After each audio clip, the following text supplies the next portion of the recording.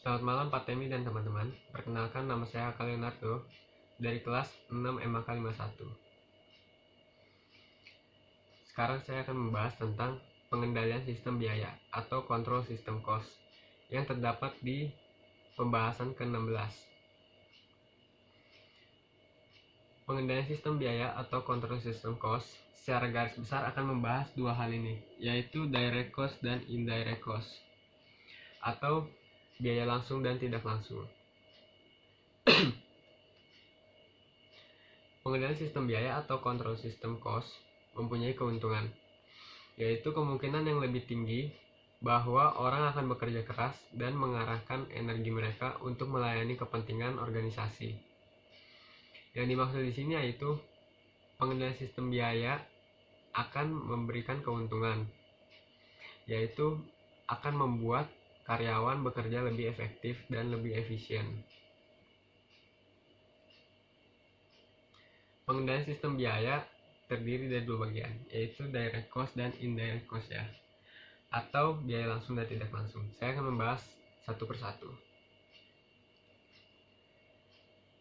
Direct cost atau biaya langsung atau biaya out of pocket adalah biaya yang dapat secara langsung terlihat ketika mengimplementasikan suatu sistem pengendalian manajemen. Direct out of pocket cost atau biaya langsung terdiri dari dua bagian, yaitu quantify dan hard to quantify, atau easy to quantify dan difficult to quantify. Contoh easy to quantify atau quantify yaitu bonus, penghargaan, dan internal audit staff.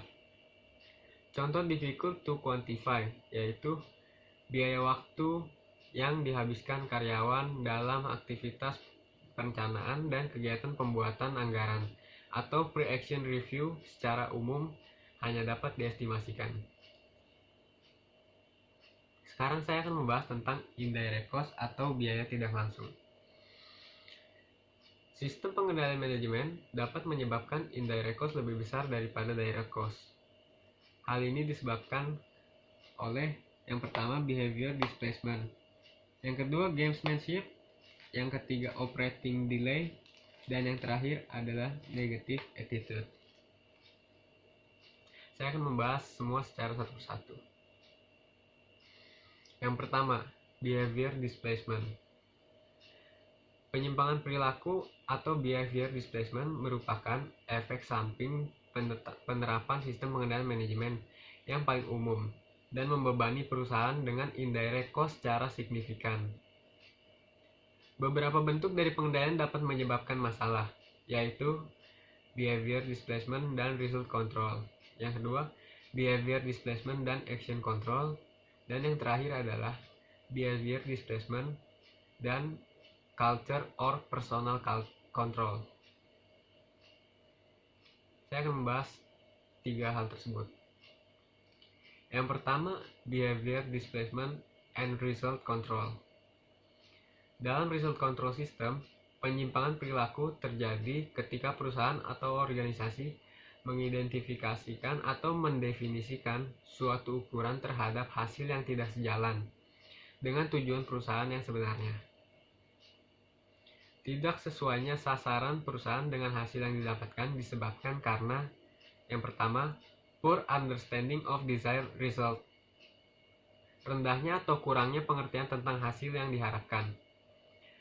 Result control dapat menyebabkan perubahan jika adanya spesifikasi yang tidak lengkap dari hasil yang diinginkan.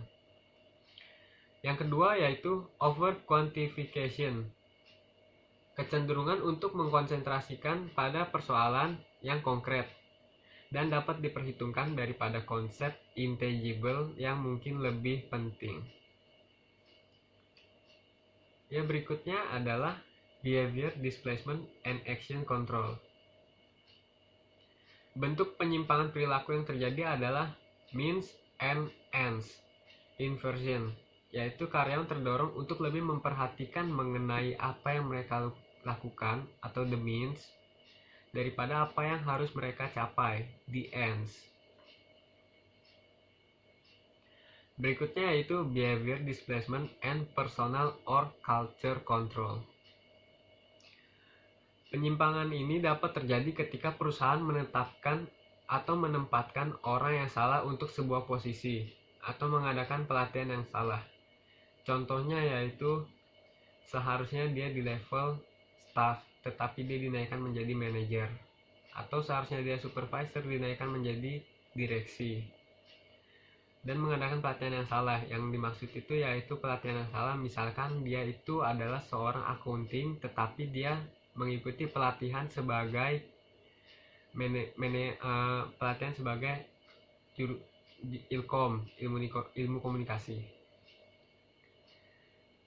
Pengaruh budaya yang kuat juga dapat menimbulkan penyimpangan, di mana tata tertib dalam suatu kelompok terkait dengan reward untuk kinerja kelompok tidak sejalan dengan apa yang diinginkan perusahaan.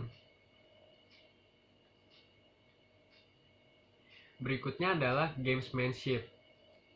Gamesmanship yaitu tindakan yang diambil karyawan untuk seolah-olah menunjukkan peningkatan indikator kinerja mereka, tetapi tindakan tersebut tidak menghasilkan suatu efek ekonomis yang positif. Gamesmanship dihadapi dalam kontrol akuntabilitas, baik itu yang digunakan dalam result ataupun action control. Ada dua bentuk gamesmanship, yaitu yang pertama creation of slack results dan yang kedua data manipulation. Yang pertama creation slack of research terkait dengan konsumsi sumber daya dari suatu organisasi oleh karyawan melebihi dari yang dibutuhkan, di mana sumber daya tersebut tidak sebanding dengan kontribusinya terhadap pencapaian tujuan organisasi. Slack memiliki keuntungan dan beberapa efek negatif. Dan yang kedua yaitu data manipulation.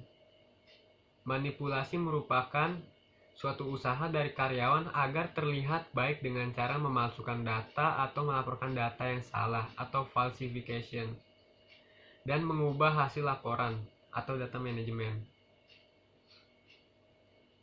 Manipulasi data dapat menyebabkan gangguan dalam kontrol sistem. Hal-hal yang dapat dilakukan untuk menghindari terjadinya manipulasi data yaitu yang pertama, meningkatkan teknologi informasi perusahaan, dan yang kedua, meningkatkan kecanggihan pengguna informasi. Berikutnya adalah operating delay. Penundaan operasi merupakan suatu konsekuensi yang sering tidak dapat dihindari dari pre-action review, dalam action control review, dan dari hambatan perilaku.